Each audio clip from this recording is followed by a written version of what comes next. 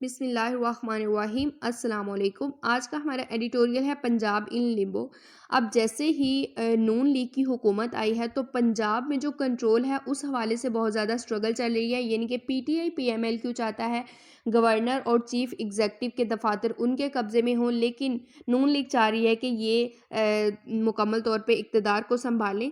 तो हम देखेंगे कि एक ऐसी हुकूमत जो कि थोड़े अरसे के लिए आई है उसको चाहिए कि वो अवाम के मसाइल को हल करने की कोशिश करे, लेकिन हमारे लीडर्स अभी भी जो है वो इक़्तिदार को लेके लड़ रहे हैं आपस में। तो हम देखते हैं कि इस मसले का क्या हल है और इसका अवाम पे क्या असर पड़ेगा। The needlessly drawn out tussle over the control of Punjab. Punjab में इक़्तिदार को लेके ये जो बेकार की लंबी स्ट्रगल चल रही है is starting to resemble the unending finale of a sore absurdist comedy. तो ये जो स्ट्रगल है वो अब एक तल्ख और नामकूल कॉमेडी से, मजाक से जो है वो रिजेंबल कर रही है। Governance in the country's most populous province has been turned into a farce thanks to the PMLN and the PTI-PMLQ combined। मुल्क के सबसे ज़्यादा आबादी वाले सूबे में हुक्मरानी जो है वो एक मजाक में बदल चुकी है नून लीग और पीटीआई पीएमएलक्यू के इत्तेहाद की वजह से। Both rivals are laying claim to the office of the governor and chief executive. Governor और चीफ एग्जेक्टिव के दफातर को लेकर दोनों ये जो हरीफ हैं वो दावे कर रहे हैं।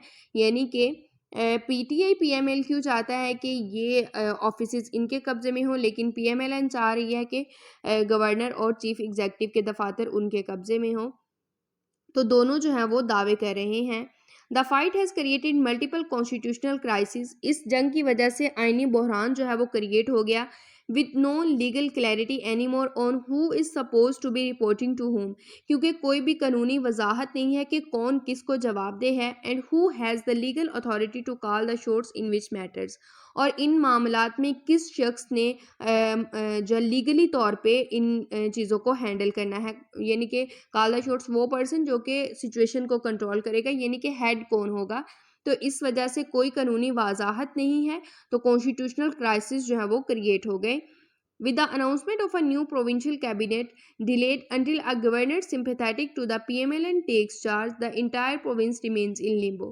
कहता है कि नई जो सूबाई काबीना है और उसके बाद नून लीग से हमदर्दी रखने वाला गवर्नर जब तक नहीं आ जाता तो जो पूरा सूबा है वो अनसर्टेनिटी, गैर यकीनी सूरत हाल में है। Meanwhile, the Prime Minister and his son Prime Minister और उनके बेटे Hamza Shahbaz may have erred out of frustration when the president and the recently ousted Punjab governor refused to accept the new incumbents। जो इन्होंने नई काबीना बनाई उसको पंजाब गवर्नर और प्रेसिडेंट ने जब एक्सेप्ट करने से इनकार कर दिया तो प्राइम मिनिस्टर उनके बेटे हमजा शहबाज शरीफ ने जो है वो एक गलती की। वो क्या गलती की थी कि enforcing Umar Sarfaraz Cheema out of office, उन्होंने उमर सरफराज चीमा को ऑफिस से निकाल दिया। और उनको निकालने के लिए उन्होंने क्या किया, they have resorted to measures that some believe overstep the law. उन्होंने वो इकदामात उठाए जो कि कुछ लोग यकीन करते हैं उन्होंने कानून से तजावुज़ किया, ओवरस्टेप द लॉ किया, and that could trigger a fresh challenge. और इस वजह से जो है वो एक नया चैलेंज क्रिएट हो सकता है। On the other hand, दूसरी तरफ PTI-PMLQ alliance seems to be deliberately nurturing the crisis for its own political ends। PTI-PMLQ इत्तेहाद जो है वो जानबूझकर क्राइसिस को बढ़ा रहा है अपने सियासी मफाद के लिए। all the while calling on the judiciary and military to intervene in matters।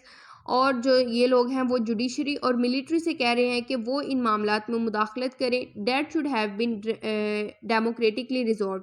वो मामला जिनको जमहूरी तरीके से हल होना चाहिए।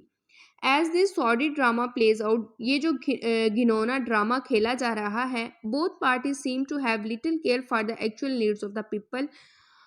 तो जो दोनों पार्टीज़ हैं उन ऐसा नज़र आता है कि उनको कोई जो है वो फ़िक्र नहीं है लोगों की असल ज़रूरियात की। Just as Nero famously fiddled while Rome burn. जब रोम जल रहा था तो नीरो ने जो इररिस्पॉन्सिबिलिटी का मुजाहरा किया था। Our political leader seem oblivious to the fact. तो ऐसा लगता है कि हमारे सियासी हुक्मरान भी जो है वो इस हकीकत से गाफिल हैं। Severe water shortages are wreaking untold misery on the people of south Punjab. के पानी की बहुत ज़्यादा कमी जो है वो साउथ पंजाब के लोगों पे अनकही मुसीबतें बर्पा कर रही है। And threatening an agricultural crisis. और यही पानी की कमी जो है वो एग्रीकल्चरल क्राइसिस का ख़तरा बता रही है, that is likely to pile on even more economic pain than what is already expected in the months ahead. आने वाले महीनों में जो इकोनॉमिक क्राइसिस का खदशा है वो ये जो एग्रीकल्चरल क्राइसिस हैं ये उन इकोनॉमिक क्राइसिस को मज़ीद बढ़ा देंगे। तो ये यहाँ जो फ्रेज़ इस्तेमाल हुई है, नीरो फिडल्ड व्हाइल रोम बर्न, ये एक फ्रेज़ बन चुका है। नीरो जो है ये रोम का बादशाह था और जब रोम जल रहा था, यानी कि जब लोग सफ़र कर रहे थे, तो इसने बहुत ज़्यादा इर्रिस्पॉन्सिबिलिटी का मुज़ाहरा किया था। तो अब ये फ्रेज़ एक ऐसी सिचुएशन में इस्तेमाल की जाती है जहाँ जो लीडर्स हैं वो अवाम की मसाइल से, उनकी परेशानियों से गाफिल होते हैं। The amnesty of the challenges facing the people of Pakistan at the moment ought to have had a sobering effect on any party hoping to take responsibility for them. ये जो बहुत ज़्यादा अनलिमिटेड चैलेंजेस हैं जो कि पाकिस्तान के लोग इस वक्त फेस कर रहे हैं, तो कहते हैं कि इन चैलेंजेस का बहुत ज़्यादा असर होना चाहिए उस पार्टी पे जो कि इक़्तिदार संभालना चाहती है। लेकिन अफसोस की बात यह है, our parties obsession with seizing और keeping their political offices betrays a lack of ability to lead during a crisis. हमारी जो जमातें हैं, पार्टीज़ हैं, उनका जुनून है कि उन्होंने पॉलिटिकल जो सियासी दफातर हैं उन पे जो है वो अपना होल्ड रखना है, तो इससे क्राइसिस को लीड करने की उनकी जो एबिलिटी है वो डिसीव होती है। वन होप्स डैट को उम्मीद कर सकता है time may not be visited on this country, इस मुल्क पे वो वक़्त ना आए when the political leadership belatedly realizes that its failure to build bridges cost the people of Pakistan dearly। कि जो वो वक़्त ना आए कि जो हमारे सियासी लीडर हैं उन्हें बहुत देर बाद ये रियलाइज़ हो कि उनकी गलतियों की वजह से पाकिस्तानी अवाम ने जो है वो बहुत भारी कीमत अदा की है।